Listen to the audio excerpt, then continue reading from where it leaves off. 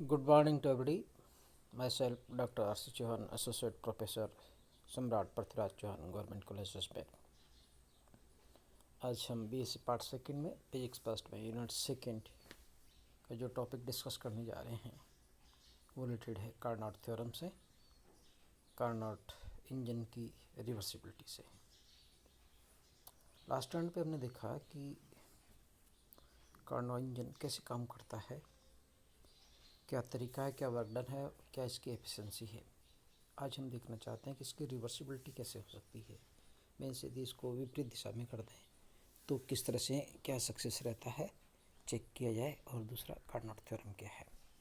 शुरुआत करते हैं reversibility of the Carnot engine से। कार्नोट इंजन की उत्क्रमणीयता क्या चीज़ है, ये किस तरह से रिलेटेड है, देखते हैं। कार्नोट इंजन 4 उत्क्रमणीय प्रक्रियाओं पर आधारित है। यह एक आदर्श इंजन है, this is an ideal engine and it is based on the for reversible process, तथा उत्क्रमण प्रक्रम की सभी शर्तों की पालना करता है। अतः कार्नोट इंजन एक पूर्ण उत्क्रमणीय इंजन है, ये माना जाता है, क्योंकि जो उत्क्रमणी के लिए चाहिए वो सारी चीज़ें ये फॉलो करता है। It is based on the for reversible process, number 1। Second one, it is the ideal, so there is no problems in that to violate this law of reversibility, hence the Carnot engine is the reversible। तो Carnot engine एक उत्क्रमणीयता होती है। Now is switch over to the topic Carnot theorem. What is the statement of it, इसका कथन क्या है। Carnot engine के विश्लेषण से प्राप्त निष्कर्ष में जो मिलता है वो क्या है कि निश्चित स्रोत एवं सिंक के तापों के मध्य कार्यशील एक उत्क्रमणी कार्य इंजन की दक्षता अधिकतम होती है तथा यह कार्यकारी पदार्थ पर निर्भर नहीं होती है। मीन्स सभी इंजन यदि काम में ले मान लो और वो सोर्स और सिंक के मध्य कार्य करते हैं, तो इन सब इंजनों की जो दक्षता है वो सबसे अधिकतम होगी कार्नोट इंजन की। मान लो हीट इंजन भी काम कर रहा हो, कोई और इंजन भी काम करता हो, इन सबसे जो अधिकतम जो एफिशिएंसी होती है वो कार्नोट इंजन की होती है, number 1 point. And the second part is that it does not depend on the nature of the working material, कि जो गैस हमने डाल काम में ले ली है उसको वो किस प्रकार की है उस पर निर्भर नहीं करती है। It is independent on this one, it is only depends on the temperatures of the sink and the source. अर्थात कार्नोट प्रमेय के 2 भाग होते हैं। पहला, किन्हीं दो दिए गए नियत तापों के मध्य कार्य कर रहे किसी भी ऊष्मा इंजन की दक्षता उन्हीं तापों के मध्य कार्य कर रहे उत्क्रमणीय कार्नोट इंजन की दक्षता से अधिक नहीं हो सकती। कोई भी दूसरा हीट इंजन इसकी जो पॉसिबिलिटीज़ है एफिशिएंसी की वो कार्नोट इंजन से अधिक नहीं हो सकती, यानी उत्क्रमणीय कार्नोट इंजन की दक्षता अधिकतम होती है। इनडायरेक्टली यही रिजल्ट आता है। दूसरा, 2 नियत तापों के मध्य कार्य करने वाले समस्त उत्क्रमणीय इंजनों की दक्षता समान होती है। समस्त उत्क्रमणीय कार्नोट इंजन की दक्षता समान होती है। किसके मध्य, कोई 2 टेम्परेचर है T1 T2 के मध्य। They are independent on the working material, nature of the working materials, वह उसकी प्रकृति पर निर्भर नहीं करती है। दक्षता केवल ताप पर निर्भर करती है, कार्यकारी पदार्थों पर नहीं।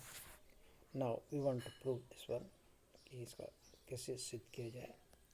तो पहले भाग की उत्पत्ति के लिए हम दोनों ही चीज़ें रिवर्सिबल मानते हैं। तो देखिए कैसे करते हैं। कार्नोट प्रमेय के प्रथम भाग को सिद्ध करने के लिए हमने 2 चीज़ मानी। 2 नियत तापों के मध्य एक उत्क्रमणीय इंजन R, एक अनु उत्क्रमणीय इंजन R I। उत्क्रमणीय दैट इज रिवर्सिबल R, अनु उत्क्रमणीय इरिवर्सिबल। तो हमने एक रिवर्सिबल माना, एक अनुत्क्रमणीय माना उन्हीं टेम्परेचर के मध्य। सोर्स का ताप T1 है, सिंक का ताप T2 है। Means low temperature is that T2 and the high temperature T1, जिसे फिगर में दिखाया गया है। इंजनों द्वारा प्रति चक्र किया गया कार्य समान होता है। माना उत्क्रमणीय इंजन R ऊर्जा स्रोत से उसमें Q प्राप्त करता है, जिसे फिगर से क्लियर है। ऊपर हमने हीट सोर्स लाया T1 केल्विन पे और नीचे हमारा सिंक है, उसमें सिंक है T2 केल्विन पे।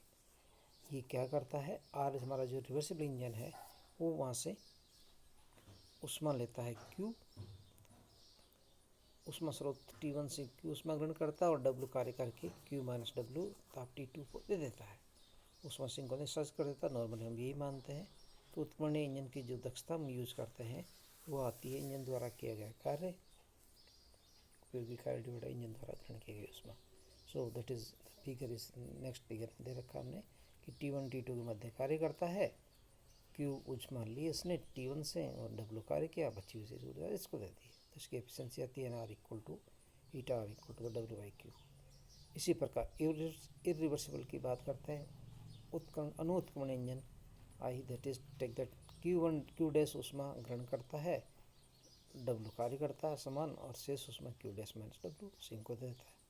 तो ये अनुत्क्रमण इंजन की दक्षता हुई, that is eta I equal to W/Q dash. अब मान लीजिए हमने उल्टा माना कि कार्नो इंजन प्रमेय को कथन करने के लिए विपरीत अनुत्क्रमणीय इंजन की दक्षता NI उत्क्रमणीय इंजन दक्षता की NR से ज़्यादा है।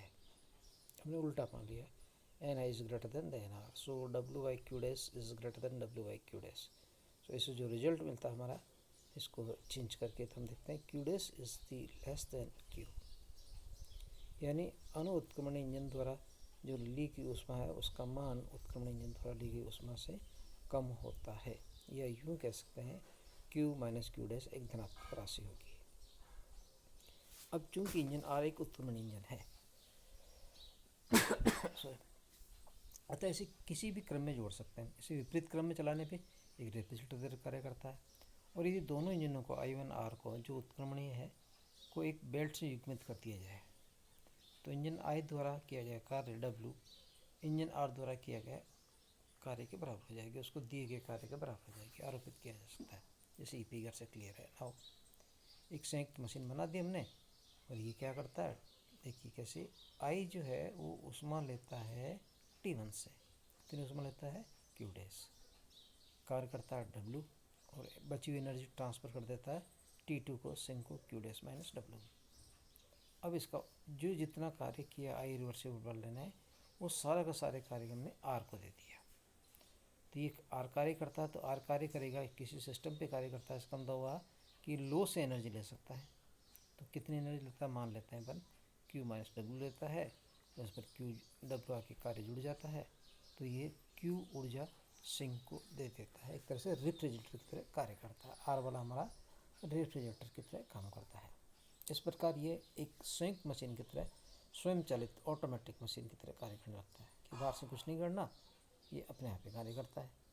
I ने कार्य किया, R पर कार्य किया, तो ये भी चल रहा वो भी चल रहा, दोनों बेल्ट से चल रहे हैं, जिसे कार्य करने के लिए बाह्य ऊर्जा की आवश्यकता नहीं होती है। अतः संयुक्त निकाय में एक चक्कर में सिंक से प्राप्त ऊष्मा कितनी आएगी, सिंक से बात देखिए कितनी आती है। सिंक से मिली हमें कितनी Q माइनस W, सिंक को दी कितनी Q डैश माइनस W। तो एक तो पॉजिटिव की, दूसरी जो उसको मिली वो नेगेटिव हो जाएगी, तो Q minus W minus Q dash minus W। So this is Q minus W minus Q dash plus W cancel, Q minus Q dash जैसे हमने पहले प्रूव किया एक धनात्मक राशि होती है। इस प्रकार एक चक्कर में स्रोत को दी गई ऊष्मा Q माइनस Q डैश धनात्मक राशि होती है। यह इस अतः उपयोग से स्पष्ट है कि एक संयुक्त मशीन द्वारा बिना किसी बाह्य कार्य की उपस्थिति में प्रति चक्र निम्न ताप से T2 से Q माइनस Q डैश ऊष्मा लेगा और उच्च ताप T1 पर ट्रांसफर कर देगा, यानी Q माइनस Q डैश देती रहेगी। हर चक्कर में इतनी ऊर्जा नीचे से लेगी सिंक से और उसको दे देगी। इस प्रकार ये संयुक्त प्रक्रम द्वारा बिना कार्य किए गए निम्न ताप से उच्च ऊष्मा की ओर स्थानांतरित किया जा सकता है। यानी ये इस तरह से प्रूफ हो गया कि बिना पानी की मोटर चलाए हम ग्राउंड से पानी को ऊपर छत तक पहुंचा रहे हैं, ये नहीं हो सकता। ये परिणाम प्रकृति के विरुद्ध है, ऊष्मागति के विरुद्ध है। क्योंकि उपरोक्त परिणाम एक अवधारणा के आधार पर होता था, हमने एक सपोज किया था। अतः अनुत्क्रमणीय इंजन की दक्षता समान तापों के मध्य स्थित उत्क्रमणीय इंजन की दक्षता से अधिक होती है। तो हमने ये माना था, अर्थात हमारी अवधारणा जो थी NR is greater then NR वो गलत थी। तो क्या सही होना चाहिए, NR will be greater than the NI। इससे सिद्ध होता है कि दो नियत तापों के मध्य कार्य करने वाले अनुत्क्रमण इंजन की दक्षता उत्क्रमण इंजन की दक्षता से अधिक नहीं हो सकती। हमने माना था, परंतु क्योंकि जो रिजल्ट आया वो हमारा विपरीत आया, परिस्थिति के विपरीत आया, प्रकृति के विरुद्ध आया, इसलिए ये प्रूफ हो गया कि ये नहीं हो सकता, यानी हमने जो सपोज किया था वो गलत कॉन्सेप्ट था। So this is the fail, this theory is fail. So now अभी जो रिजल्ट था हमने उल्टा मानना पड़ेगा। तो वो क्या था कि दो नियत तापों मध्य कार्य करने वाले उत्क्रमण इंजन की दक्षता उत्क्रमण इंजन की दक्षता से अधिक नहीं हो सकती है।